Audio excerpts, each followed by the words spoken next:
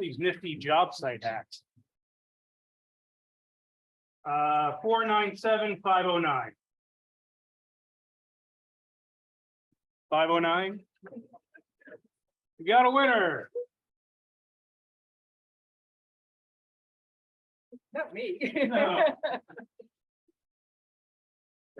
Thank you. Where to start? Just quickly, some people may be missing or they may have came in and not registered. I'm sure you all want in PDA.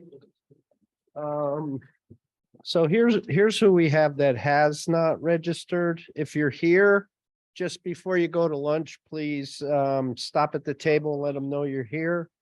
Dylan Casey, Glenn Freeman, Mick Goodwin, James Hendricks, Tracy Strassheim, sorry, I probably butchered that, Chris Waddle, and Dan Willits. So if any of you guys are here, just again, check out at the registration desk before you go to lunch. Let us know you're here. Thank you. And if you're not here, please raise your hand. Yeah. So before I get going, I want to make sure everybody's got some sugar in them and is ready to hear a presentation. So does anybody want some candy? Don't be bashful. What I'm going to do, I'm going to open it up. You guys can just kind of pass it around and take one and go.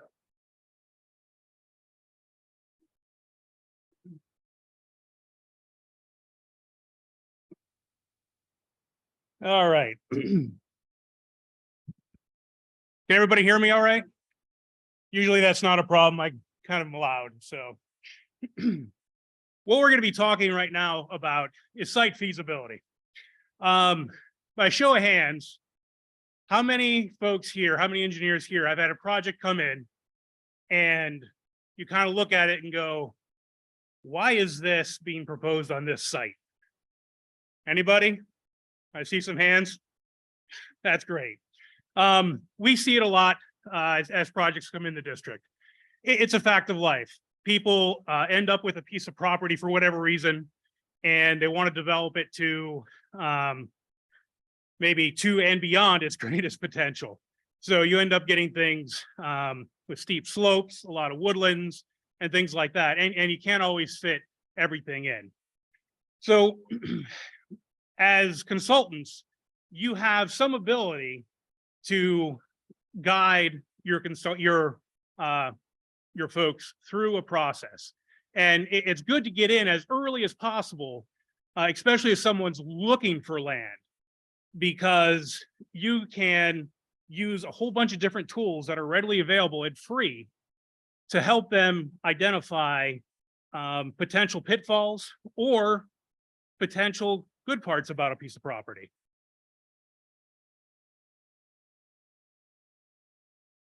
Maybe.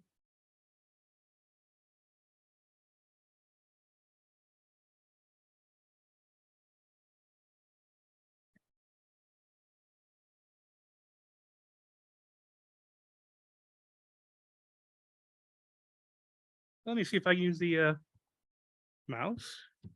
There we go. We got it. So what is scoping?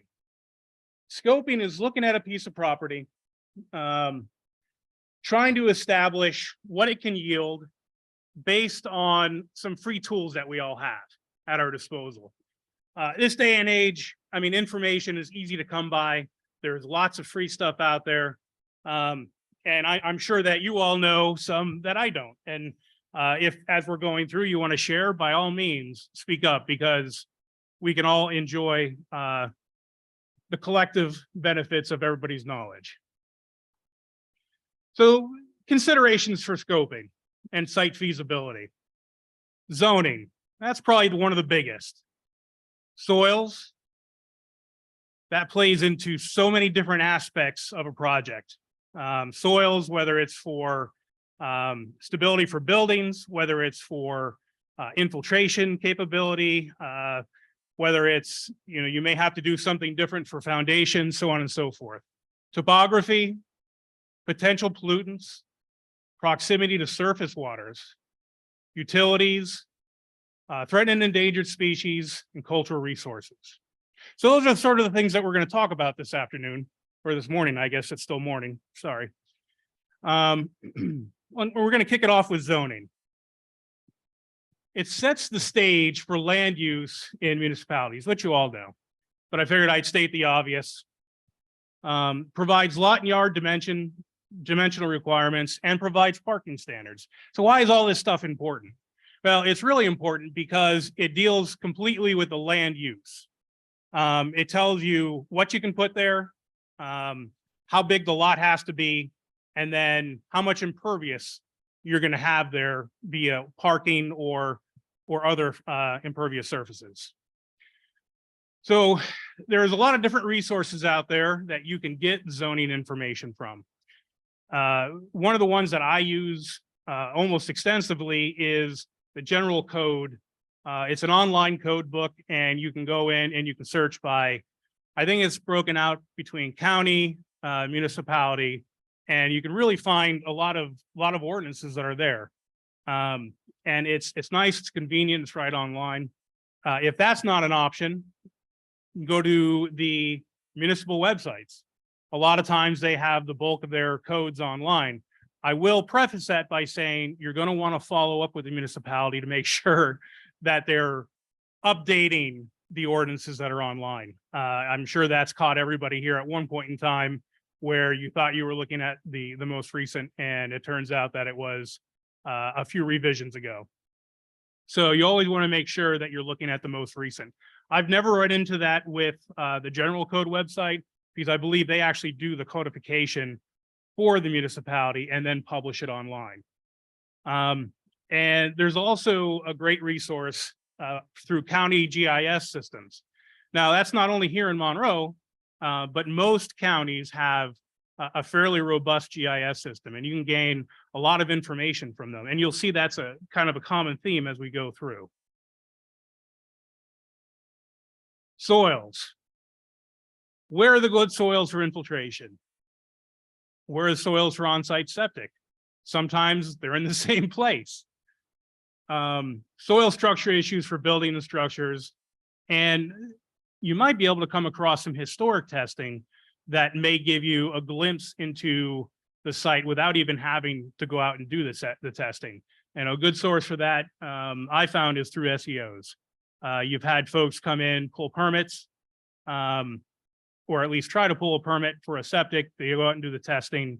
The testing is still on record at the municipality, but unfortunately, maybe the testing was something that didn't come back feasible.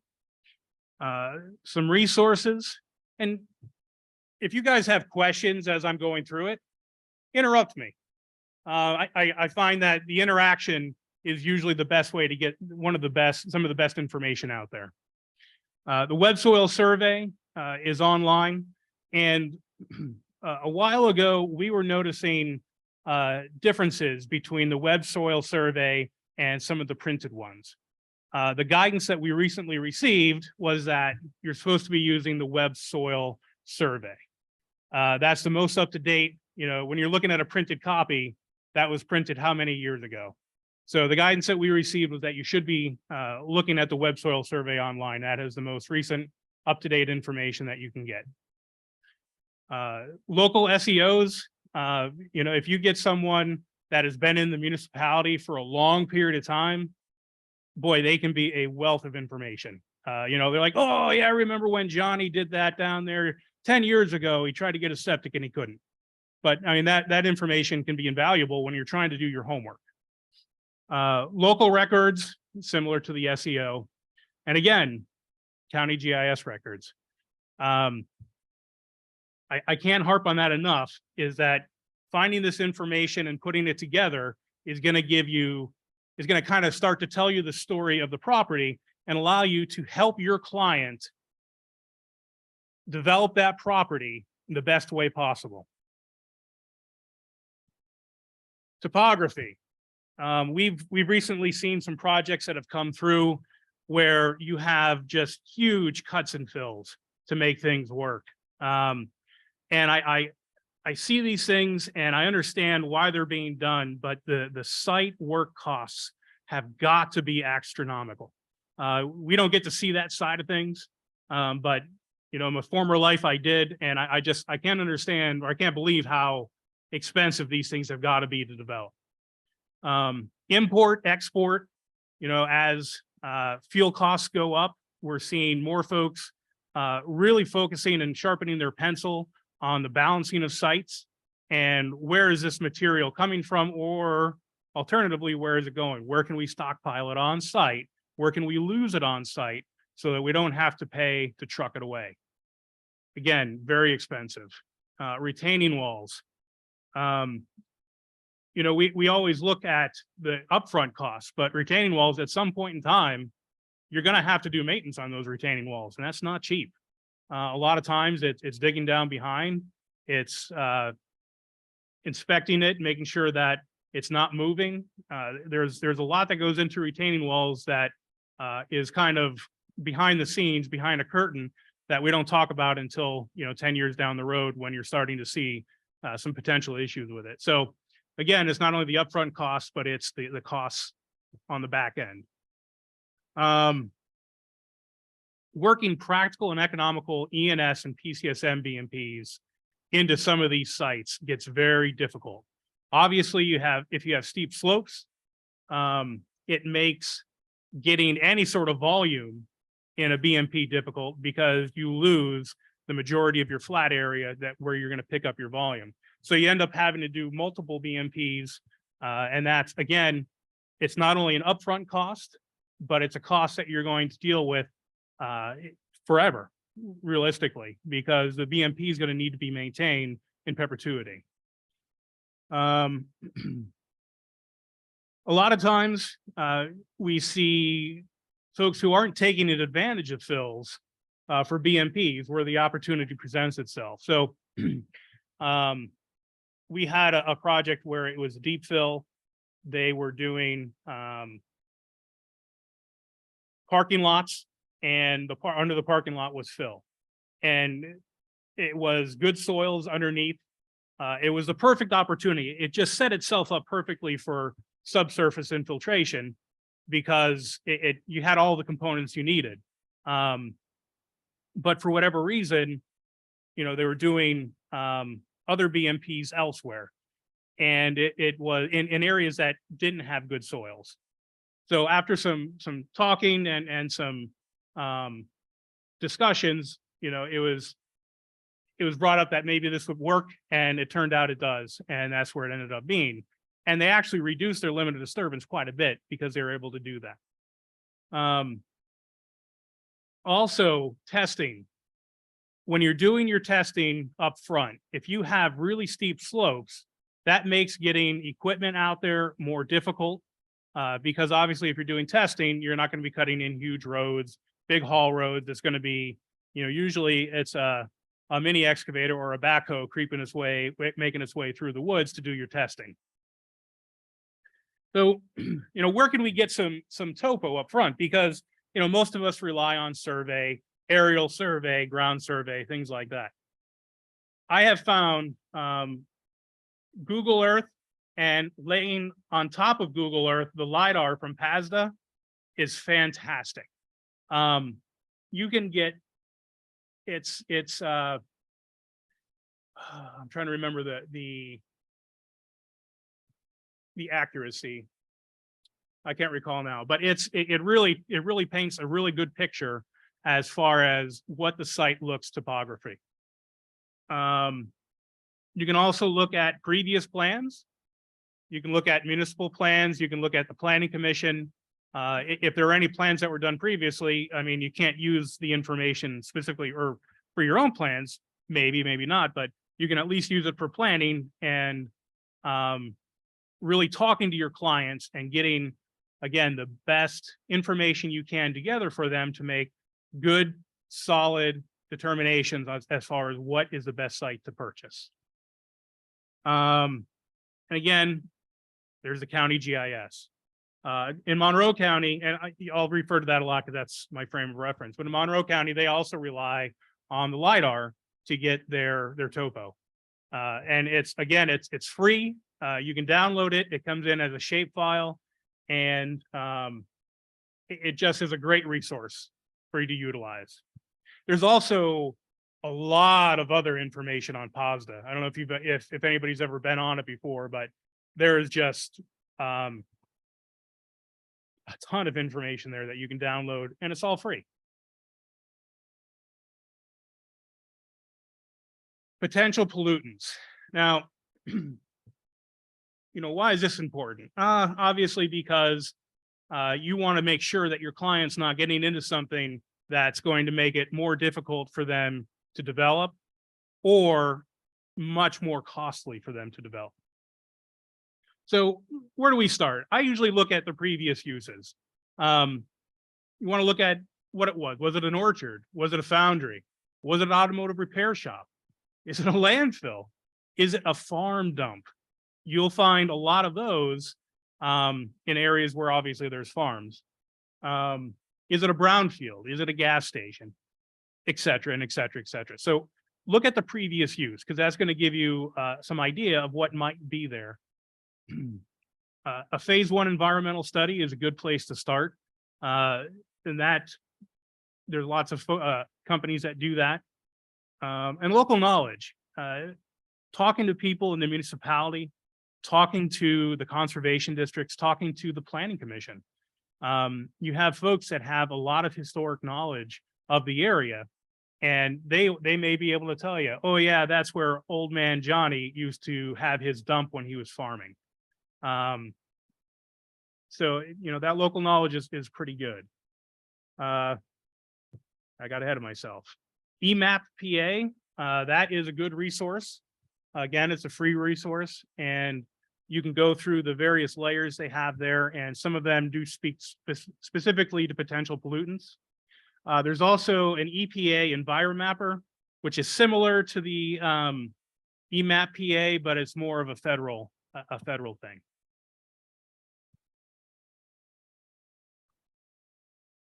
Proximity to surface waters. And it's not only the proximity, how close you are, but what are the surface waters? In Monroe County, we're blessed with a lot of high quality and exceptional value streams, wetlands, and lakes and ponds. So knowing those designations, knowing those classifications is also going to guide you as far as what permitting you're going to need, whether it be for an NPDES for construction or a waterways, wetlands, and obstruction permit 105 and 102. Knowing what that water quality is, what the designation is going to push you, be able to guide your client saying, hey, let's say you're in exceptional value.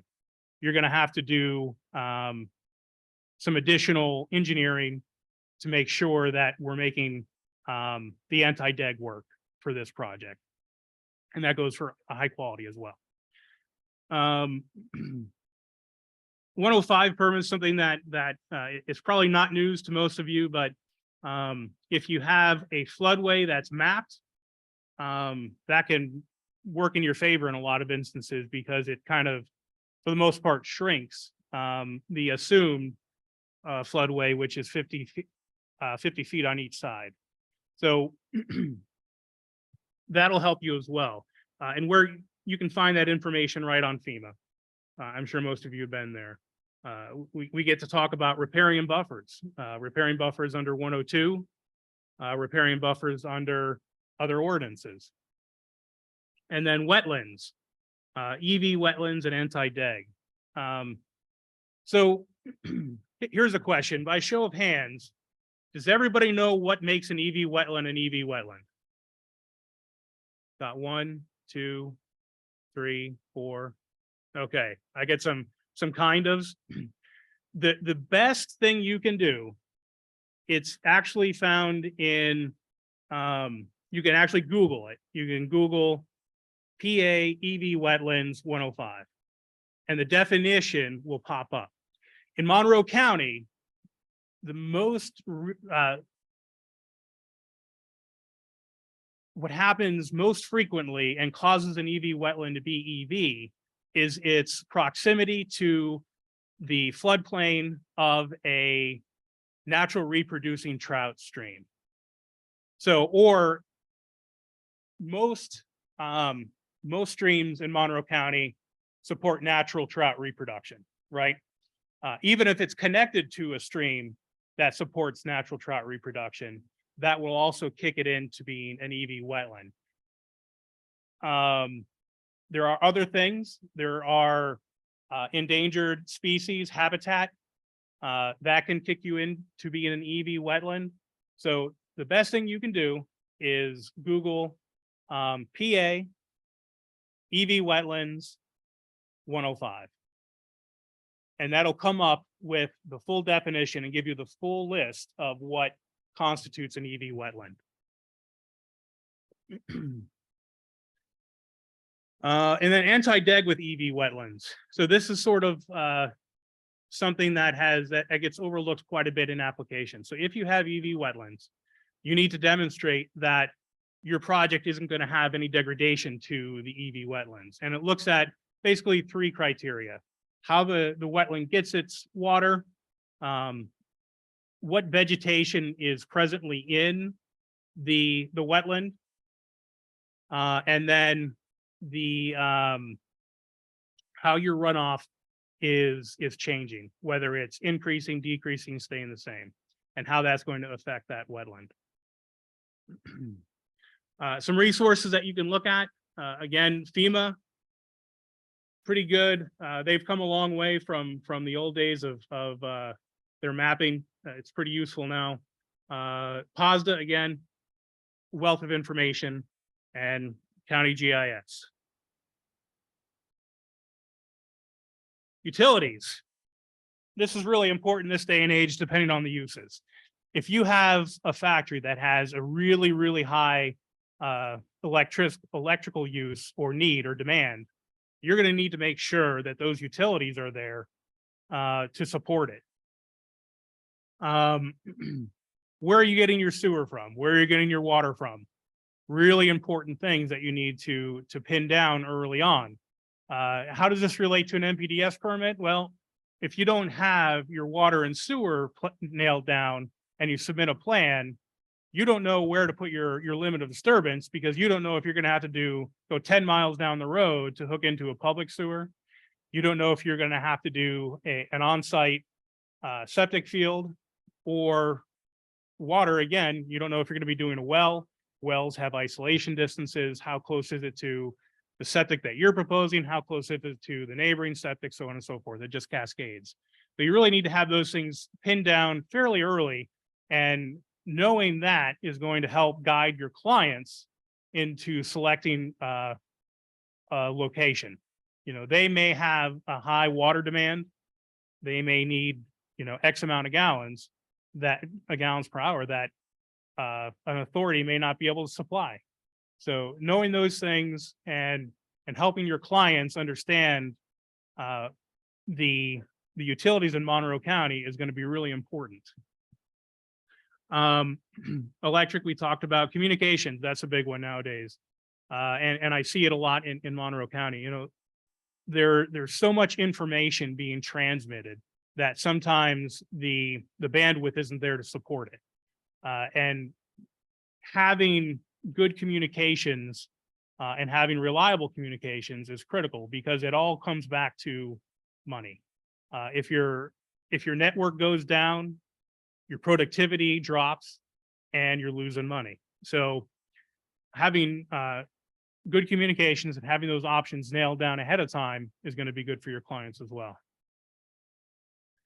And we talked about how are the utility connections going to impact permitting, not only through the NPDES permit, but also you have the other permitting programs through DEP, 537, so on and so forth. So you need to have a good handle on that going into things. And some resources to help you along the way. EMAP PA, again, it's pretty useful. DEP Clean Water, and their address is right below that. And that has a pretty good mapping there as well to talk about Act 537 plans. Threatened endangered species and cultural resources. I heard a chuckle out there. So pretty much the only resource that you have in Monroe or in Pennsylvania is the PNDI search tool. Now it's undergone some changes. Geez, it feels like yesterday, but it was actually many years ago. You can go on and you can use this as a tool. You don't have to get a receipt. You don't have to print anything out. They have mapping that's there that will assist you. You can pull up the map, draw your project area, and it's going to give you information that you can get for free. You don't have to pay to print out an actual report. You can print out a draft report, and that's, again, it's information at your disposal that you can utilize to help your clients make good decisions. The website is there. I'm sure you all know where it's at. Culture resources. Coordination is required for projects requiring an NPDES permit over 10 acres. There may be other culture resources requirements. I know that generally when you're dealing with any sort of federal money or state money, you know, they have their own requirements, want you to get certain clearances as well. But for the NPDES permit in particular, 10 acres of earth disturbance, you're going to need to coordinate with them.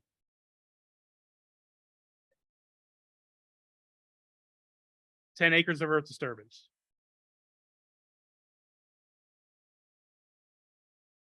That answer your question? Okay. Does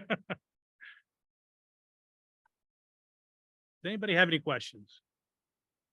I know this may be old news to a lot of you, and a lot of you raised your hands when I asked the question earlier. But if you can get in with the developers early on, and lend them some expertise, because that's what they're paying you for, is your expertise. It really goes a long way to making projects more viable and really easier. Anytime that you're trying to stuff 20 pounds into a 10-pound bag, you're going to have a higher degree of difficulty getting that project smoothly through the permitting process, whether it's an NPDES permit project, whether it's a PennDOT project, whether it's whatever that project is, or whatever that permit is. You're going to have, it's going to take longer, it's going to be more drawn out, and it's going to be more difficult. So if nobody is in, oh, yes, Andy. So we were talking about the soil.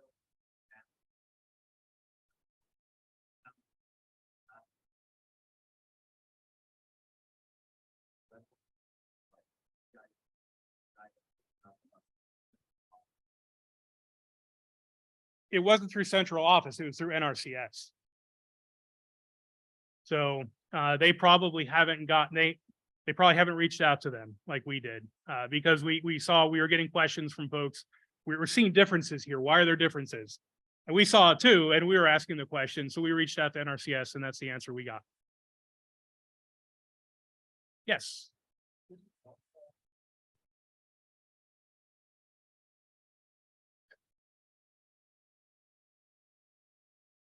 They do. Yes and no. I mean, they'll tell you what the utilities are, but they're not going to tell you what the capacities of those utilities are.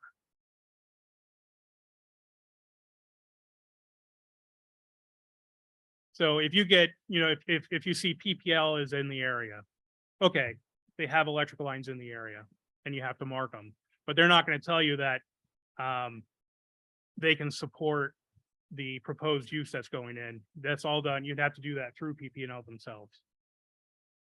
But that is obviously PA One Call is a good resource.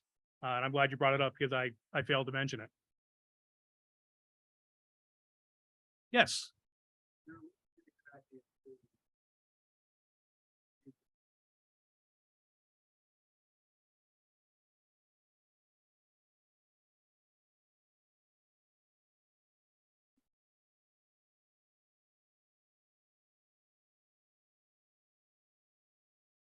Absolutely, Craig. That's a good question.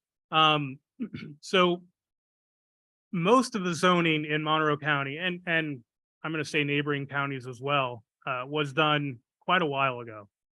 And I don't know that it has been revisited recently to really kind of identify where we're at today. And also, you know, when each municipality does zoning themselves, they're limited on how much area they have, and they have to have certain requirements under the MPC to put certain things. That's where joint zoning kind of comes into play and helps provide more area in other places that may be more suitable for different uses. Lynn.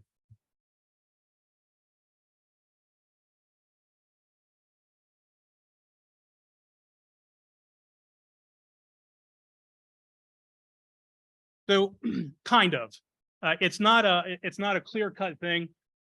Essentially what it is a screening tool that says there is a potential to have this species here. And it usually gives options. You can either do avoidance measures. You can clear the hit, meaning you have a professional that knows the habitat, that knows the species, goes out and says it's not here. Or the other option is to avoid the areas that are the potential issue. So there's options, and the policing really comes through the process.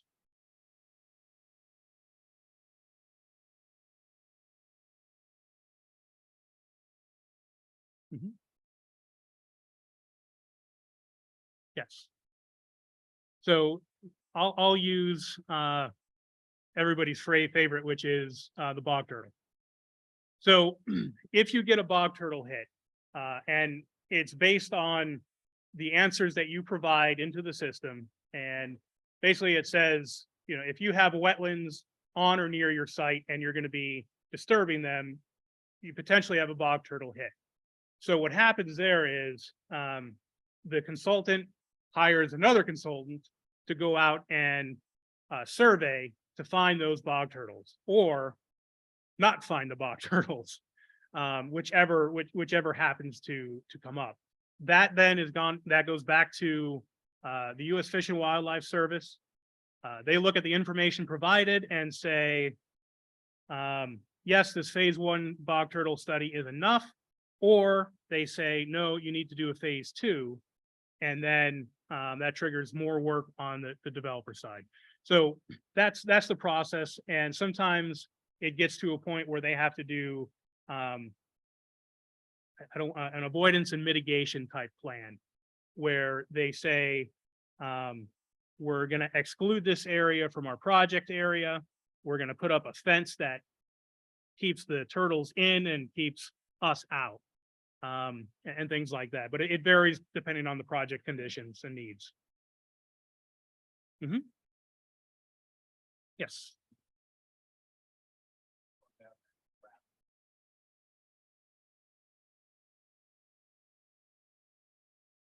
So the permit requires coordination. That's kind of a checkbox, I'll say, but they're going to say what needs to happen with that project. For us, it's just requiring that coordination and making sure that it's happened. And if there is an issue, they'll coordinate with us as well and say what's going on.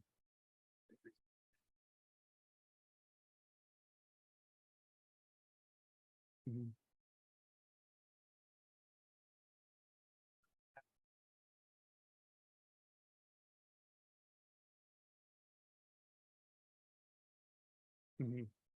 Mm-hmm. As far as with the permit, it's a coordination only. But if the cultural resources folks say something needs more to happen, then it's out of our hands at that point. It's in theirs. Sal.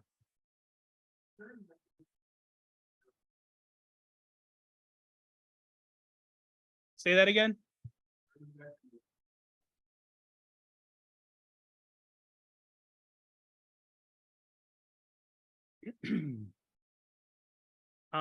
Water dependent projects can also, I believe, disturb EV wetlands as well. You're getting into 105, which is a little out of my wheelhouse. And I would hate to give you misinformation. But from my understanding is water dependent projects can also disturb EV wetlands.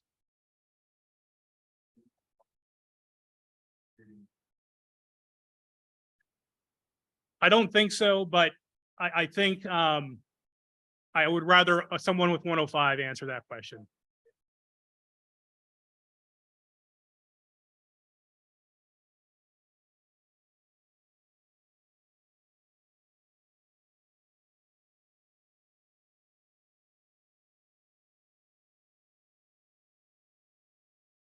Yeah.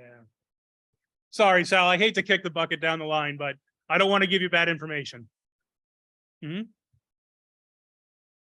Yes.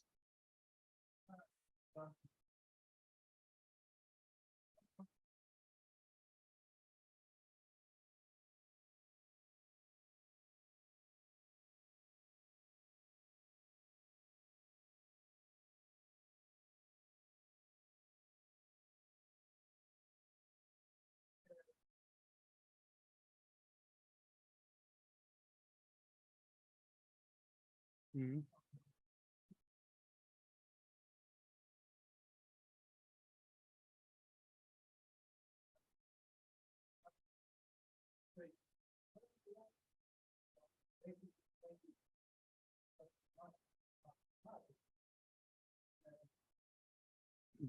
So there is a process for that. It's called a pre-application meeting.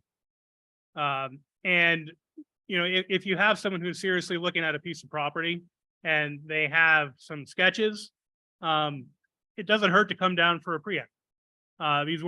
That's a good time to meet and get some of the information that I was talking about with some of the historic information of that site. So, you know, it's a pre-app. Give us a call, set it up, send us the form, and that's a good way of going about it. But to answer your question more directly, we're not going to do a feasibility study for that individual. We'll help them, and to the degree that we can, and to the degree that it affects our program.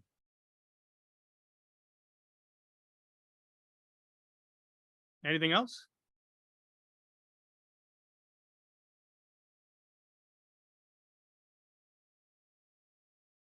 That's a tough one. Usually it's the authority themselves.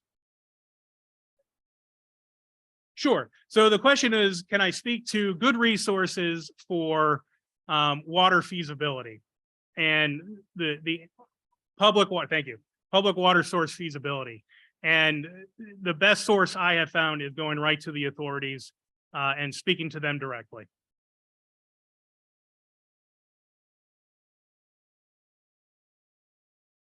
Yeah. They want to make sure that you have a project in mind and not just trying to find information.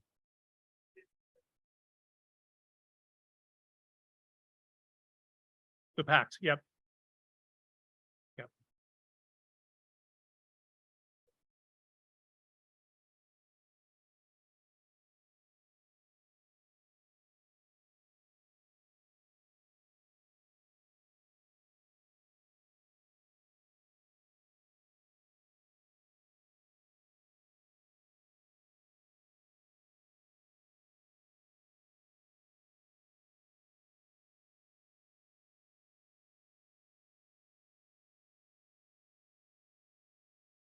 Okay. Yeah, a couple things, just to kind of add on to what Drew said. By the way, I'm Mike Wilk. I'm the other engineer at Monroe County. Usually the issue we have is when, you know, we talked a little bit about, Gene, your question on feasibility studies and things of that nature. The pre-app tool is a big plus to you guys to come in and talk to us. Usually the projects that come in primarily from consultants who usually don't work in our area, and they come in without a pre-app, are usually the ones that have some significant issues that need to be addressed, or possibly redesign issues that need to happen before we can even look at those from a technical review standpoint. So again, we try to keep the pre-app option open. We'll do multiple pre-apps. We'll do, as many as you think you need to try to get you on the right track with your project right off the board. So some of the things to dovetail into Drew's presentation. So how many people are happy about the northern long-eared bat these days?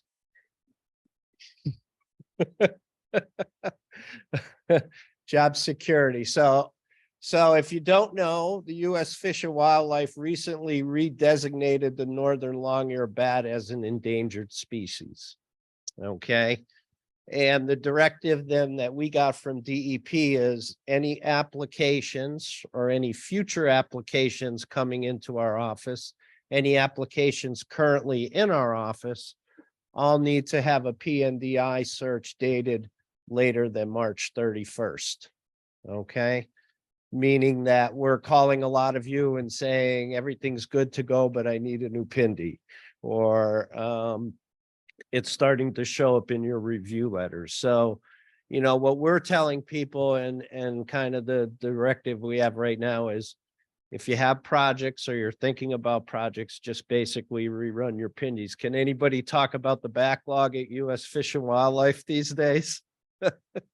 I'm sure it's not fun. So if you get other hits again, you do not have to clear all those hits again.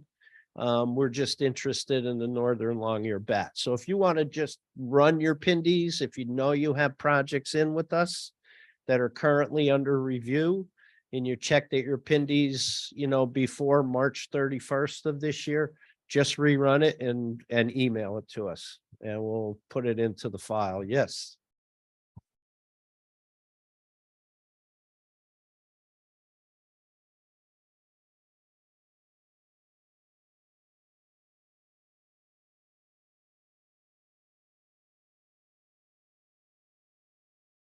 Again, we're not, the PINDY tool is not our tool, so we don't program that tool. So again, we're just looking to make sure, and again, this is the direct U.S. Fish and Wildlife made this redesignation, and then DEP's directive was to basically, we got to check all projects to see if we get a bad hit because of that. So, can you just run the PINDY for one certain thing? I don't believe so. Again, we don't.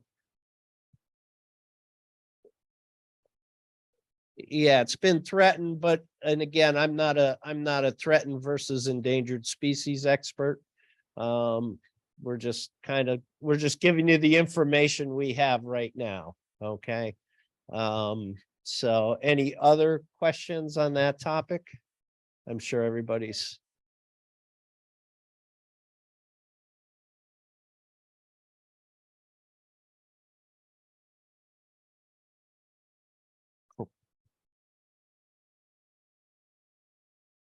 Correct. The only change has been to the long-eared bat. If you have a bog turtle issue, our understanding is you do not need to re-clear a bog turtle issue, even if you get that bog turtle issue again as part of this search for the bat.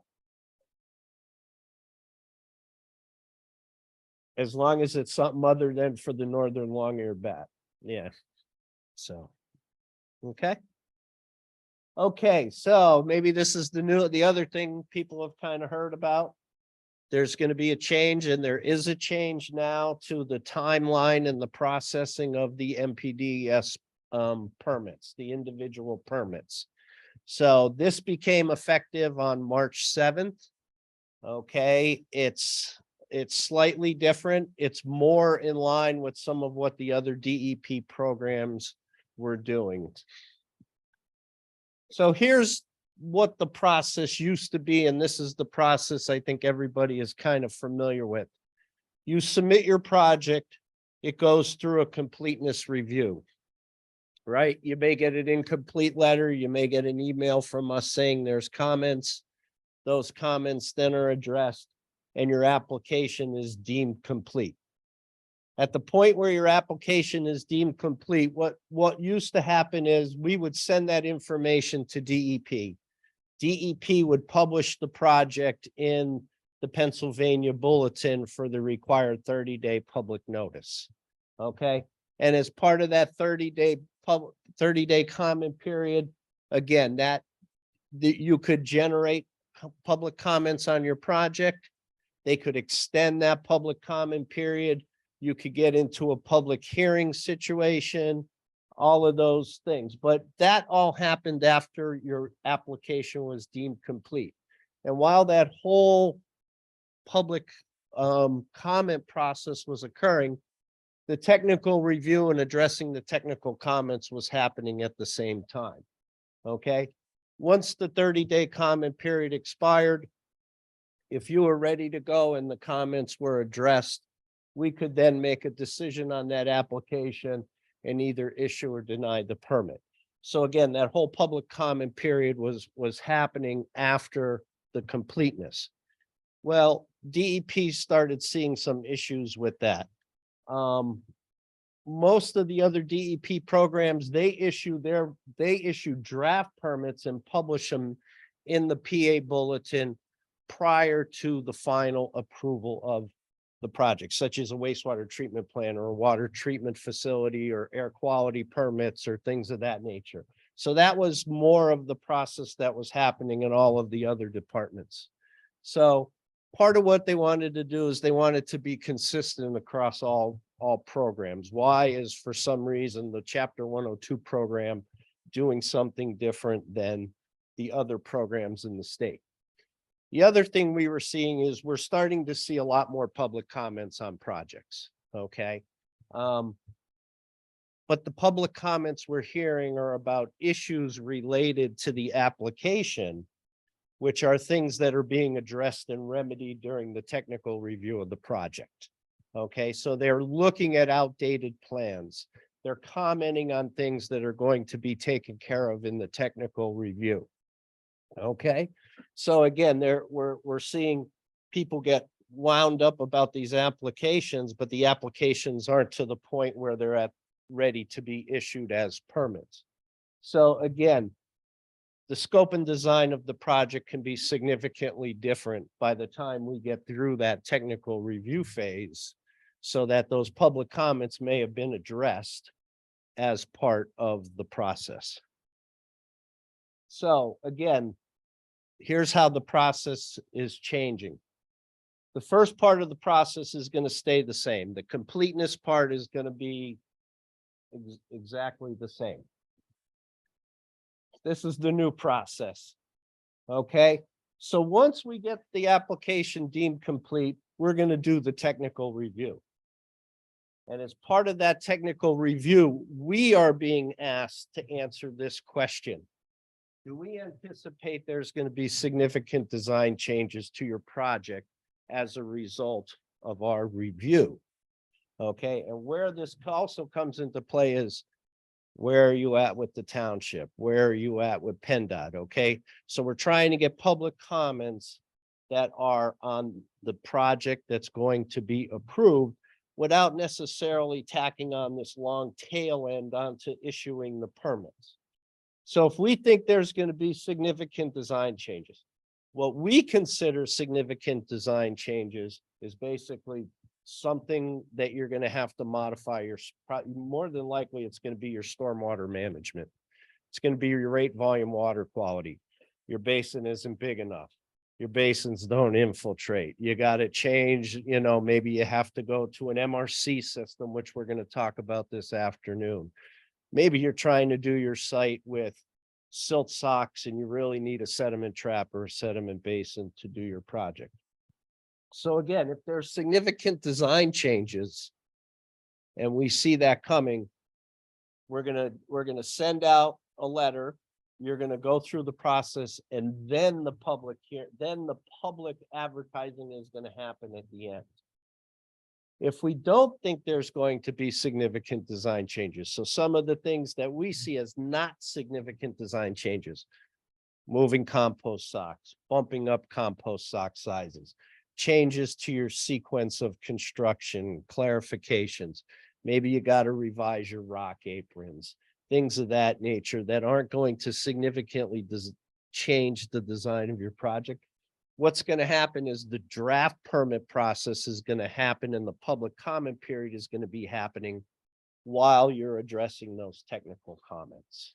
Okay, so, and again, both kind of come to the decision. So again, what are minor technical deficiencies? No significant changes. So these are deficiencies that basically can be addressed within 30 business days.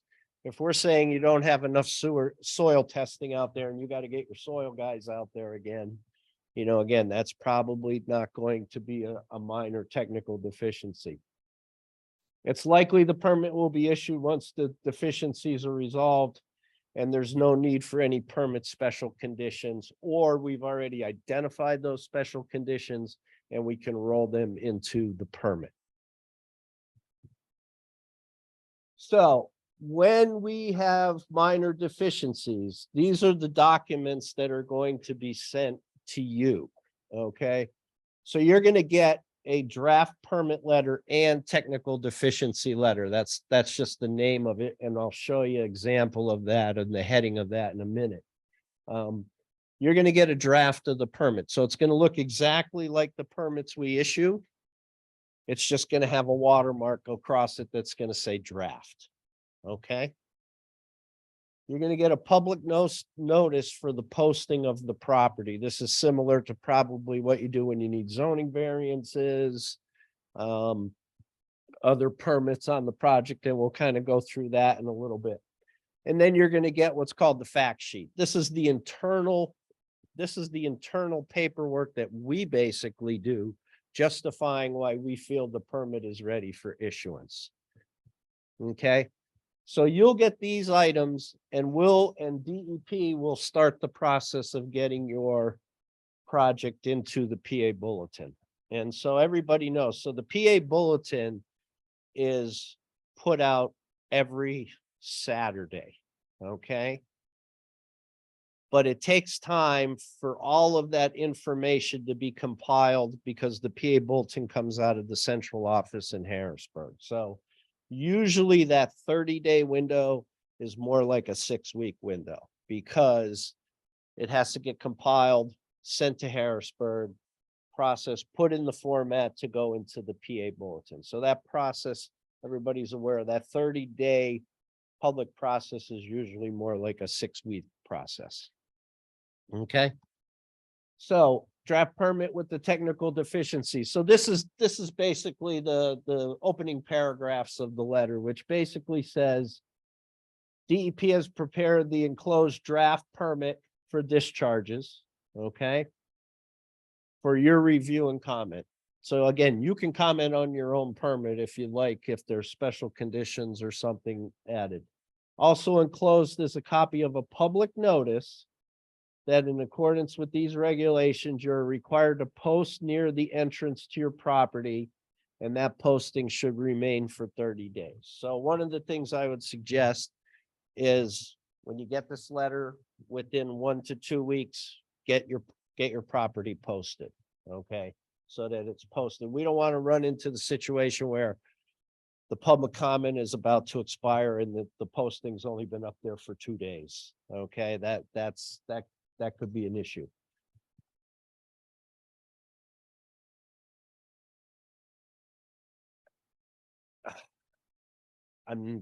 We have not gotten specific direction on that. But that's a question I'm going to follow up and we'll get back to you. Yeah, Craig. Oh, how do you post a linear project basically? So if you have a 10-mile pipeline or something of that nature, how are you going to post that? And that's a good, like I said, we haven't gotten any definitive direction on that yet. So we'll get back to you with that. So again, you can provide written notices following the 30-day comments, which can be extended. DEP will consider any comments. And then we talk about your technical deficiencies. So you'll get this letter, and then attached to this below it will be any of the comments that we've generated specific to your application. And those comments will also be reiterated in that fact sheet that we provide to you. This is the posting that we will fill this out for you. Okay, and give this to you. It basically gives the location of where notices can be received. That we've received an application. We will then fill out this information: applicant address, number, site name, address, county, earth disturbance area, surface waters, and a short description of your project. So we're going to pull most of this stuff right off of your MPDES application in your GIF forms. Okay. And it'll say the department has made a tentative decision to issue the permit to the applicant named above. Interested parties may submit comments to DEP at the address above. Okay. So if you have major technical deficiencies, it's basically, you're just going to get the standard technical deficiency letter that we've been sending on projects in the past. Okay. Once the deficiencies are resolved, or they're at the point where we feel there's no significant design changes, then the draft permit notice process will begin at that time. Okay. And it's the same as what we just talked about. You're just going to get a draft permit letter. This one will be a clean letter without technical deficiencies, public notice, posting, fact sheet, and bulletins. Okay. So like for straight renewal projects, it's pretty much the same process. Okay. Your application is going to be deemed complete. You're going to post the property. It's going to go in the bulletin. And then when the bulletin expires, provided there's no comments, it's just going to be reissued. Okay, so that renewal process and the length of the renewal process should pretty much stay the same. So again, if there's significant changes, and this is where it comes into play with your timing. So if there's significant changes to your project after we have issued the draft permit, we go back and we need to do a second draft permit and open a second round of public comments at that point. Okay, so this is again where your timings come into play with some of your other approvals. And when you're submitting this permit relative to where you're at with your township and your PennDOT work as well.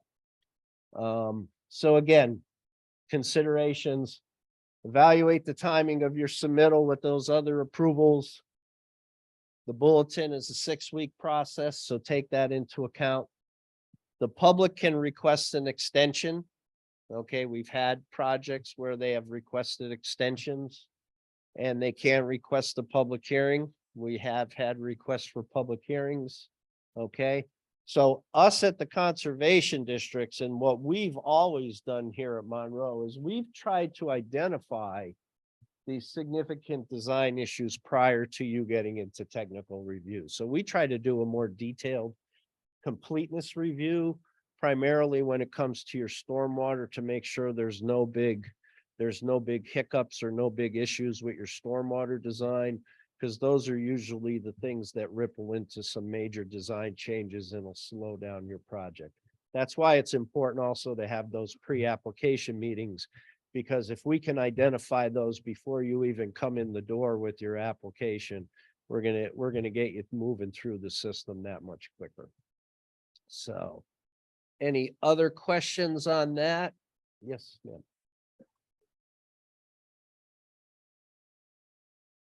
No, it does not. But if you in that permit decision guarantee, we're still in that permit decision guarantee.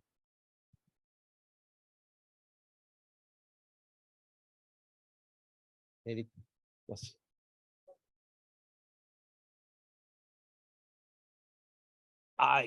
There's nothing we have, I think there should be, personally. I think it's smart to document that you have posted it such that there's no question that it's been done. If you want to, we've had a couple of these already where the people have just sent us a picture of the sign on the property. to know that it has been posted. So yeah, I would strongly suggest that. We have not gotten anything. I'm gonna ask DEP for a couple clarifications such as size, usually townships have something that, with your zoning permits, your building permits, where, how long, how big, those are some of the questions, that I have about this that I'm trying to get some answers on. Rick? Yes, this became in effect on March 7th. So any applications that were not deemed complete prior to March 7th are under this new process. So if your application was in and complete before March 7th, you're still under the old setup. Anything not complete by March 7th is under the new setup. Excuse me? This is individual, yes. Because a general permit does not get a public, does not get public advertising. It's a general permit that covers the whole state. And that's advertised after it is issued because the process is it's assumed you're just kind of tacking on to a permit that's been issued for the whole state. Yes, sir.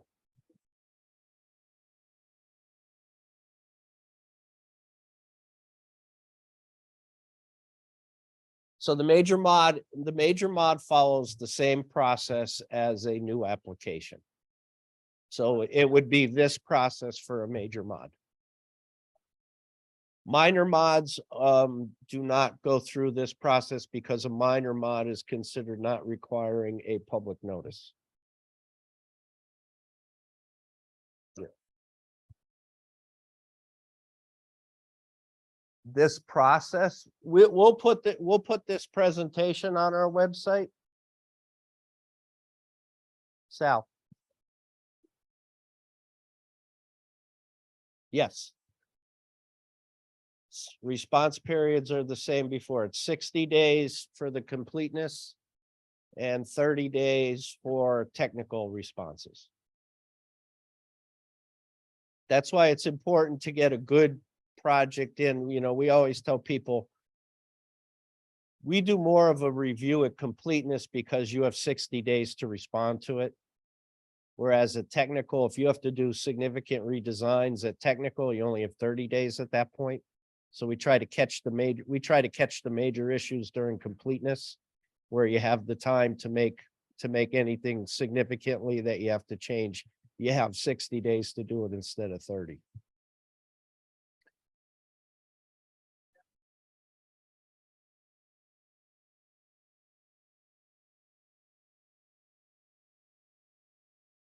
Only if you're already in the public review process, no, it would not change that. If you ask for an extension because you had significant design changes, then that would potentially delay your ability for your project to go into the board. Yes, sir.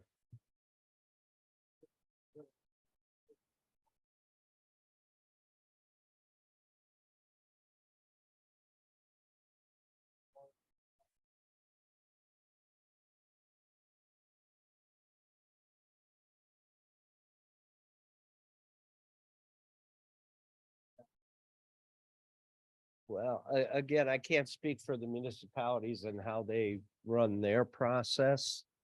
But again, if they're conditioning your approvals on the MPDS permit, then your time to satisfy those conditions could be potentially longer to do that.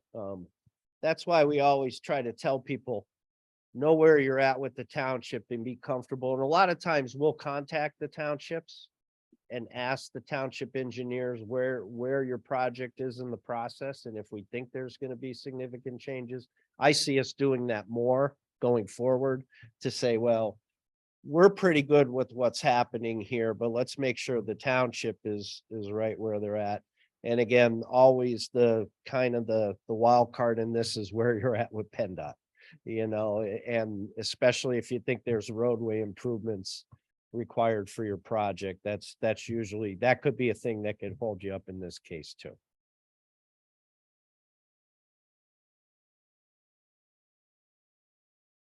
I have not heard that on the 105 end.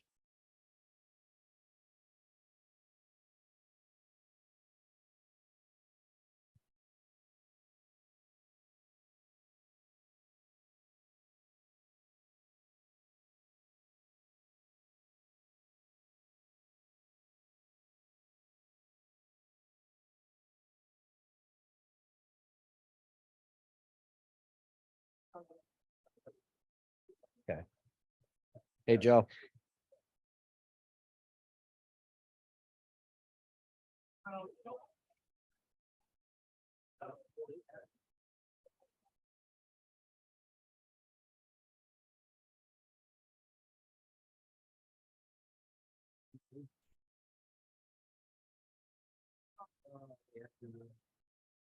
We only got this.